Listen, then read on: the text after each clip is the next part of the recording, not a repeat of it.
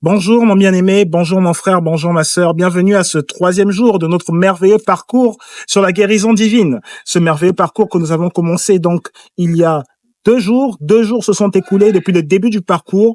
J'ose croire que maintenant vous êtes ancrés maintenant dans les réalités divines, les réalités de Dieu, et que maintenant les paroles de Dieu sont en train de résonner en vous. Les paroles de Dieu sont en train de résonner à l'intérieur de votre corps, à l'intérieur de votre psychisme, à l'intérieur de votre être.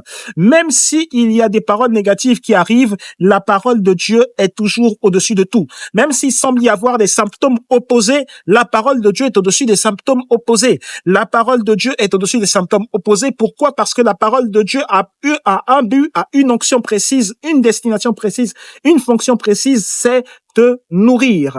Et j'aimerais que tu saches que aujourd'hui, Dieu est en train de te nourrir. Le jour 3 est intitulé de cette manière: Dieu te nourrit maintenant. Dieu te nourrit maintenant. Dieu te nourrit maintenant. Oui, Dieu est en train de te nourrir. Oui, Dieu te nourrit maintenant. Et la main du Seigneur est en train de se répandre alors que tu reçois la nourriture de Dieu aujourd'hui. Il est écrit dans Matthieu chapitre 6. Je lis à partir du verset 25 et nous allons lire du verset 25 au verset 32 rapidement. Dans la version second 21. C'est pourquoi je vous dis, ne vous inquiétez pas de ce que vous mangerez et boirez pour vivre, ni de ce dont vous habillerez votre corps. La vie n'est-elle pas plus que la nourriture et le corps plus que le vêtement? Regardez les oiseaux du ciel, ils ne sèment ni ne moissonnent, ils n'amassent rien dans les greniers, et votre Père céleste les nourrit. Ne valez-vous pas beaucoup plus que...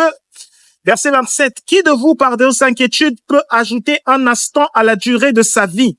Les plus belles fleurs des champs, elles ne travaillent pas et ne tissent pas. Verset 29, cependant, je vous dis que Salomon lui-même, dans toute sa gloire, n'a pas eu d'aussi belle tenue que l'une d'elles. Verset 30, si Dieu habille ainsi l'herbe des champs qui existe aujourd'hui et qui demain sera jetée au feu, ne le fera-t-il pas bien plus volontiers pour vous, gens de peu de foi? Verset 31, ne vous inquiétez donc pas et ne dites pas, que mangerons-nous? Que boirons-nous? Avec quoi nous habillerons-nous? Oh là là, ce sont les membres des autres peuples qui s'en préoccupent, ajoute-t-il. Donc ce sont les païens qui s'en préoccupent. Crois-moi, aujourd'hui, quand tu es dans la famille de Dieu, si Dieu te nourrit maintenant, ça veut dire que tu n'as pas à t'inquiéter de comment tu vas être nourri. Tu n'as pas à t'inquiéter de comment va venir le soutien. Tu n'as pas à t'inquiéter de comment va venir la manière dont Dieu va te soutenir, la manière dont Dieu va répondre à ton besoin. Parce que ton besoin de nourriture est comblé aujourd'hui. Il faut que tu saches que le besoin de nourriture d'un enfant est comblé très simplement par son père, très simplement par son père. C'est pour cela que Jésus prend cet exemple concernant les plantes en disant que Dieu a vêtu les plantes. Dieu les a tellement bien vêtues. Salomon, même dans toute sa gloire, n'avait pas été aussi bien vêtu. Dieu a vêtu l'herbe des champs qui existe aujourd'hui et qui demain sera au feu. Si cette herbe sera au feu et Dieu a pris le temps de la vêtir, mieux que Salomon, à combien plus forte raison toi, Dieu prend-il le temps de te nourrir et Dieu va-t-il te nourrir encore? Concernant ta maladie, Dieu te nourrit encore. Sache que Dieu te nourrit encore et Dieu te nourrit de traitements qui ne sont pas superficiels, qui sont bien beaucoup plus supérieurs aux traitements naturels que tu as pu avoir de n'importe quel médecin. Je crois que tu sais et je crois que tu es conscient qu'en venant à Dieu, en venant ici à Dieu, alors que là tu es sur une plateforme où Dieu se manifeste, je crois que tu sais que Dieu est en train de te guérir. Je crois que tu le sais que Dieu est en train de guérir. Je crois que tu sais que la puissance de Dieu est la puissance de guérison, qu'elle n'a pas de comparaison et qu'elle est en train de se manifester à l'intérieur de toi. En fait, il faut savoir que si Dieu fait grandir l'herbe des champs, Dieu fait grandir l'herbe des champs, ça veut dire que Dieu veut te faire grandir spirituellement.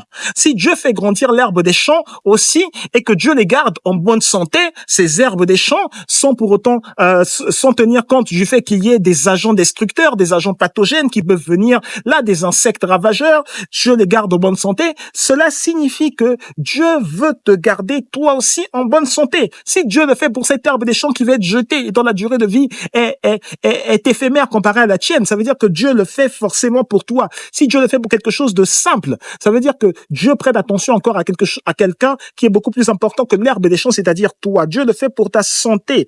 Comment le corps qui vaut, pose-toi la question, le corps qui vaut mieux que qui vaut mieux que la vie, comment est-ce que je peux me dire que Dieu garde mon corps qui vaut mieux que la vie alors que mon corps est malade? Si tu te poses cette question, en fait, La réponse, c'est que Dieu, pour le moyen du moins par lequel Dieu veut garder ton corps en bon état, en bonne santé, le moyen par lequel Dieu veut te prouver qu'il tient à garder ton corps en bon état, en bonne santé, c'est que Dieu veut que tu accèdes à un niveau de détente personnelle, un niveau où, en fait, tu ne te préoccupes plus de ce que ressent ton corps. Dieu veut que tu accèdes à un niveau d'entente et d'émotion personnelle dans lequel tu ne te préoccupes plus, tu ne prêtes plus attention à ce que ressent ton corps. J'aimerais que tu arrives à ce niveau-là où tu ne crains plus ce que peut ressentir ton corps. Tu ne crains plus les symptômes.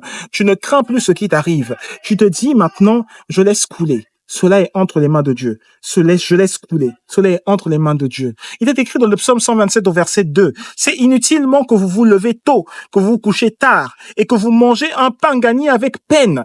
En fait, quand Dieu te donne ton pain quotidien, tu n'as plus à manger un pain que tu as gagné avec peine. Tu manges un pain qui est venu comme ça à toi. Il est venu à toi. Tu ne te préoccupes plus de comment je gagne mon pain. Non. C'est Dieu maintenant qui te donne ton pain. C'est Dieu qui te donne ton pain. Il est écrit dans la suite du même verset, Dieu en donne autant à ses bien-aimés pendant leur sommeil. Pendant ton sommeil, Dieu te donne ton pain. Pendant ton sommeil, Dieu te donne ton pain. Et crois-moi que si tu arrives à dormir, c'est parce que tu ne t'inquiètes plus.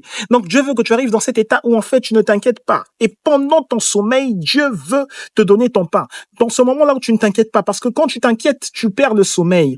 Il est l'heure que tu ne perdes plus le sommeil. Là, je suis expressement un peu plus lent pour que tu restes concentré et que tu te dises, peut-être que ces 2 jours-là, ils ont été difficiles et tu te dis, peut-être que, ce que ce prophète-là raconte, ce n'est pas vrai. Je t'assure. Dieu veut que tu ailles au-delà de ce que tu ressens et que tu reprennes ton sommeil, que tu ne sois plus troublé psychiquement, mentalement. Non. Dieu ne veut plus que tu souffres pour recevoir sa provision. Dieu te donne une provision personnelle aujourd'hui. Et la provision que Dieu te donne est assez grande pour que tu ne suffoques pas dans ton sommeil. La provision que Dieu te donne est assez grande pour que tu n'aies pas des insomnies nocturnes. La provision que Dieu te donne est assez grande pour que tu vives longtemps sur la surface de la terre, pour que tu vives longtemps sur la surface de la terre. Vous savez, dans Marc 5, verset 34, je termine par là, il est écrit, Dieu dit à la fille qui était malade, Dieu lui dit, ma fille, ta foi t'a sauvée, pars dans la paix et sois guérie de ton mal. Pars dans la paix et sois guérie de ton mal. En fait, en grec, on est en train de dire, Jésus n'est pas en train de dire, va en paix ou pars dans la paix. Non, dans le grec, en fait, Jésus est en train de dire, va dans le domaine de la paix. Va dans le domaine de la paix et reste guéri. Le moment où Dieu te nourrit, lorsque Dieu décide de te nourrir, c'est qu'il veut te faire accéder au domaine de la paix. Il veut te faire entrer dans le monde de la paix. Il veut te faire entrer dans le royaume de la paix. C'est le but pour lequel Dieu te donne cette nourriture. Rentre dans le domaine de la paix afin que tu reçoives ta guérison. Et je prie que cela soit effectif dans ta vie. Sois béni là où tu es. Reste en paix et tu recevras cette guérison, cette vie que le Seigneur te donne.